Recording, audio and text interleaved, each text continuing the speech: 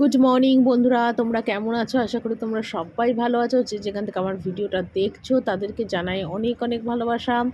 ঘুম থেকে উঠে সমস্ত কাজ কমপ্লিট করে প্রতিদিনের মতো রান্নাঘরে এলাম, আর রান্নাঘরে এসে এখন পোস্ত সর্ষে বাটছি, কারণ আজকে পোস্ত সর্ষে বাটা দিয়ে কাতলা মাছ হবে। তবে বেশি নয়, দুটো, শাশুড়ির আর ভাগ্নির। আর আমাদের সবার হবে ডিমের ঝোল, যেটা আমি দুবেলাই করে রাখবো।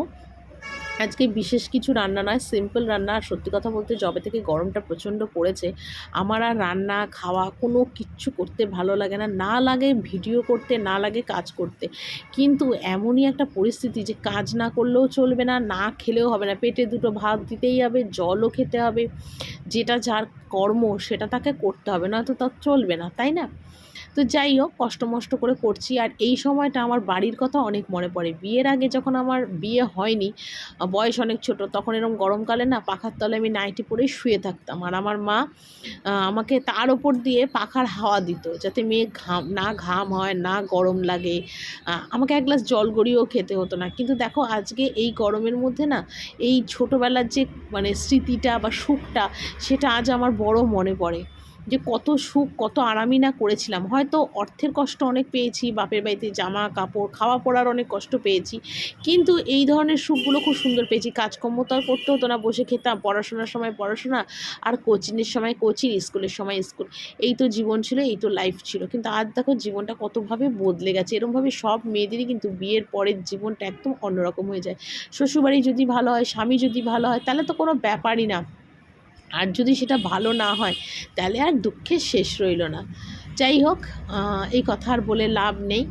যেটা আমার কর্মে আছে, আমাকে সেই কর্মফলটা অবশ্যই ভোগ করতে হবে। আর আমি মনে করি যেটা আমি যা ভোগ করছি, এটা আমার এই জন্মের কোনো কর্মফল নয়, কারণ আমি জ্ঞানত এই জন্মে কোনো পাপ করিনি যে আমাকে এত কিছু ভোগ করতে হচ্ছে। এটা হয়তো পূর্বজন্মের কোনো কর্মফল, যেটা আমাকে এই জন্মে ভোগ করতে হচ্ছে। আমি এখন এটাই মনে করি, কারণ আমি এই জন্মে কোনো পাপ করিনি, কারোর কোনো খারাপ, ক্ষতি, ঝগড়া, অশান্তি কোনো দিন কারোর সাথে করিনি।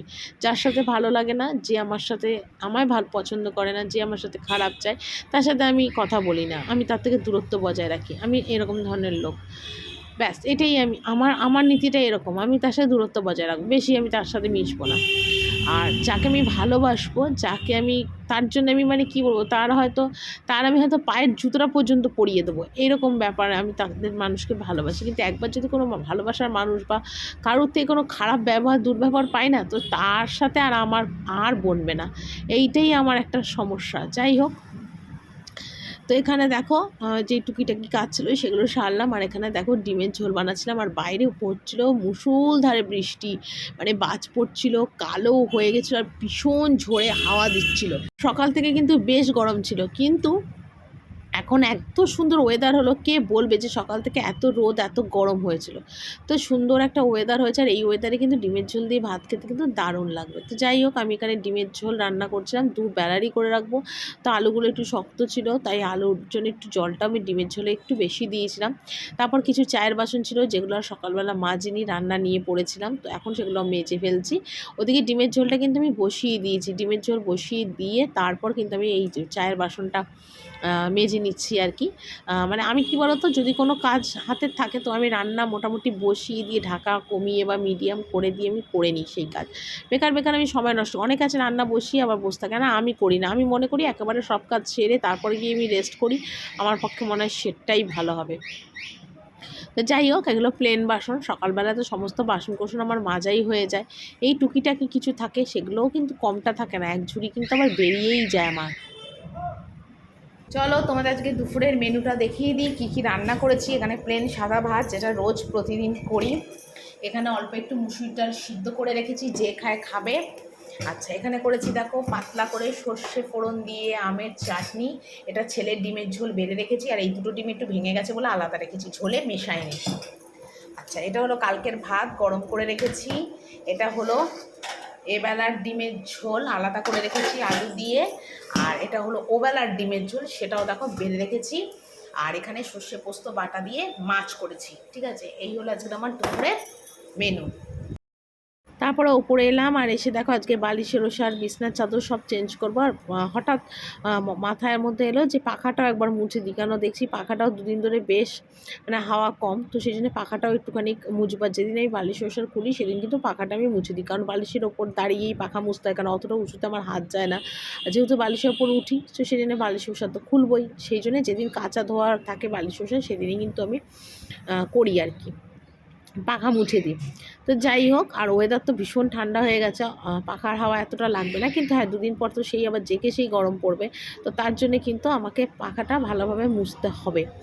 তো এটাই হলো কথা। আর তারপরে দেখো এখানে এইগুলো সমস্ত দেখো ভালো করে মানে খুলে দিচ্ছি ওষারগুলো, কেন কাচতে বার করব বলে।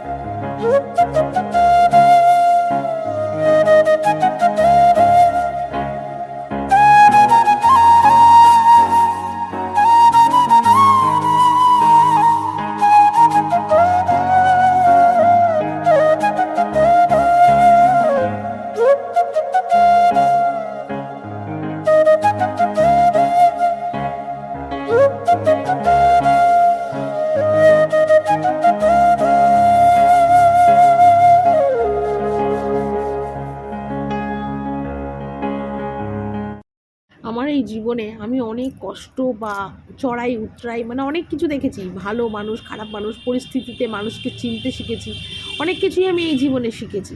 তবে যখন বিয়ে হয়ে ছোটো বয়সে মানে এসেছিলাম শ্বশুরবাড়ি, তখন কিন্তু মানুষ চিনতাম না, সব মানুষকে অনেক আপন ভাবতাম, ভালোবাসতাম, কিন্তু দিনের শেষে পরে না বুঝতে পারলাম যে না, এটা ভালোবাসা নয়, এগুলো কী বলতো কার্যসিদ্ধির জন্য মানুষকে ইউজ করা আর কি। তো সময়ের সাথে সাথে এখন মানুষ চিনতে শিখেছি, মানুষের ব্যবহার শিখেছি, সমস্ত কিছু আজকে শিখেছি মানুষের জন্য, মানুষের ব্যবহারে। তো যাই হোক, এখানে দেখো সুন্দর করে বিছানার চাদর টাদরগুলো মুড়িয়ে দিচ্ছি, কারণ নিচে আবার লুটোবে, তারপর ঘর টর মুছি, তো আমার আবার একটু পিটপিটানি স্বভাব আছে, এই কারণের জন্য আমার আরও সমস্যা হয় সব কিছু, কারণ আমার কাজ আবার নিখুঁত না হলে আমার ঠিক পোষায় না, করবো না তো ভালো, করবো না, কিন্তু যদি কাজ করি তো সেটা আমি একদম নিখুঁতভাবে সুন্দরভাবে করব, এটাই আমার আমার মনে হয় আর কি। তো যাই হোক, এখানে দেখো বিছানার চাদর ঠাদর সমস্ত সুন্দরভাবে মানে লাগিয়ে দিচ্ছি, দিয়ে তারপরে এখানে বালিশের ওষারগুলো লাগাবো, বালিশের ওষারগুলো লাগাবো একবারে সেরে নিচ্ছি। আর বাবু গেছে না ঠাকুর ঘরে গেছে, তো বাবু যেহেতু ঠাকুর ঘরে গেছে, তা আমি ভাবলাম চলো আমি আমার কাজগুলো ঝপাঝপ সেরে নিই, সেরে একেবারে ফ্রেশ হবো, একটু গায়ে জল ঢালবো, ফ্রেশ হবো, গায়ে জল ঢালবো, তারপর একটু রেস্ট করব, মানে যেরকম আমি প্রতিদিন করি আর কি। কিন্তু কাজ করতে করতে হঠাৎ যদি আমি একটু বসে পড়ি না, তাহলে আমার শরীর ছেড়ে দেবে, আর ইচ্ছা করবে না। তো সেই কারণের জন্য মনে মনে ভেবেছি যে না, দরকার নেই, আমি একেবারে একটুখানি মানে কাজকর্ম সেরে তারপরেই একবারে রেস্ট করি, এটাই আমার পক্ষে ভালো হবে। তো যেরকম ভাবি, যেরকম চিন্তাধারা করি, ঠিক সেরকমভাবেই কিন্তু আমি সবসময় কাজ করার চেষ্টা করি, এতে আমারও কাজের অনেক সুবিধা হয় আর কি। আর যেহেতু এখন গরমকাল, 2-3 দিন ছাড়া ছাড়াই না বিছনার চাদর বলো বা বালিশ ওষাগুলো চেঞ্জ করে দেওয়াটা দরকার, কেননা ঘাম ঘাম হয়ে যায়, এত বিচ্ছিরি আর কি বলবো তোমাদের। তো এটাই হলো কথা। তো তারপর দেখো, আর এত গরম লাগছে এখন না, চুল আর ছেড়ে রাখতে পারি না, তার জন্য চুলটাকে এখন আমি উঁচু করে বেঁধে রাখি, এত গরম লাগে। তো যাই হোক, এগুলো করলাম, তারপর অনেক জামা কাপড় ছিল তোমাদের দাদা ভাইয়ের, আমার, বাবুর, তো সেগুলোকে দেখো এখন একটু ভাঁজ করতে বসছি। এই ভাঁজ করা হয়ে গেলে মোটামুটি আমার একবেলার মতন কাজ আমার কমপ্লিট, ব্যাস নিশ্চিন্ত, আর কোনো আপাতত আমার কোনো কাজ নেই। তো যাই হোক, আর তোমাদের কাছে তো আমি ছোটো বড় ভালো খারাপ সব কিছুই তোমাদের কাছে আমি শেয়ার করি, সেটা তোমরা খুব ভালো করেই জানো যে সব কিছুই শেয়ার করি তোমাদের কাছে। তবে হ্যাঁ, আমার জীবনে অনেক কিছু দুঃখ আছে, অনেক গভীরতর দুঃখ, যেটা তোমাদের কাছে এখনও পর্যন্ত আমি শেয়ার করিনি, হয়তো সময়ের সাথে সাথে সেটাও একদিন শেয়ার করব। এটাই হলো কথা। আর জীবনে সবথেকে বড় দুঃখ হলো আমার সন্তানকে নিয়ে, কারণ আমার সন্তান কথা বলতে পারে না। আমার সন্তান কী আর বলবো, মানে খুবই দুঃখ ওই জায়গাটা, মানে মাতৃত্বের খুব দুঃখ যে আমার ছেলেটা কথা বলতে পারে না।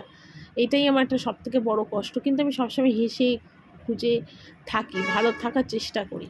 এটাই সবচেয়ে কষ্ট। তবে যাই হোক, সেই গল্পটাও তোমাদের কাছে একদিন শেয়ার করব।